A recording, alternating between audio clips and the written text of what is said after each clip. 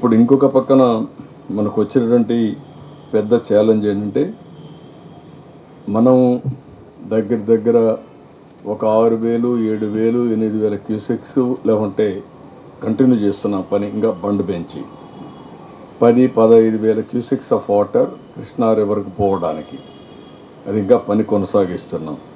కానీ రేపు దగ్గర డిఫరెంట్ టైమ్స్లో ఫస్ట్ 12 గంటలు సెప్టెంబర్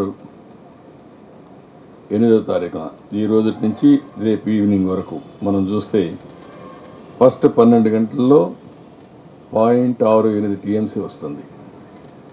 సెకండ్ 12 గంటల్లో 0.46 వస్తుంది. నెక్స్ట్ 12 గంటల్లో 0.05 వస్తుంది. నెక్స్ట్ 12 గంటల్లో 0.021 వస్తుంది. ఆ వాటర్ వస్తే ఎంత వస్తుంది అనేది కూడా క్యాలిక్యులేట్ చేసి మళ్ళీ ఎక్కడ కూడా ఈ కాలువలు పొంగకుండా ఏం చేయాలనో ప్లానింగ్ చేసుకుంటున్నాం. ఇప్పటి నుంచి దాన్ని కూడా ఫుల్గా శ్రద్ధ పెట్టి అదే టౌన్కి వస్తే రేపు 0.03 ఇప్పటి నుంచి 12 గంటల్లో వస్తుంది. 24 గంటల్లో 0.02 వస్తుంది.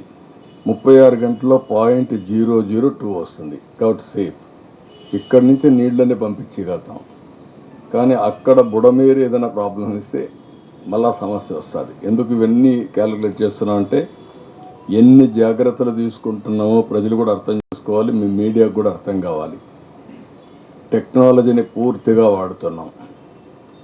ఆల్మోస్ట్ ఆల్ టెక్నాలజికల్ ఏవైతే ఉన్నాయి డ్రోన్స్ కానీ ఫోన్స్ కానీ సీసీటీవీ కెమెరాస్ కానీ ఇవి కూడా ఫుల్గా వాడుతున్నాం. మా వాళ్ళు ఫిజికల్గా ఎవ్రీవేర్ ఉంటున్నారు. వాళ్ళకు కావలసిన అవసరాలని తీరుస్తున్నాం. రేపటి నుంచి ఎన్యూమరేషన్ కూడా ఇప్పటికే 80 మండలాల్లో 80 సచివాలయాల్లో 100% పూర్తి అయిపోయింది.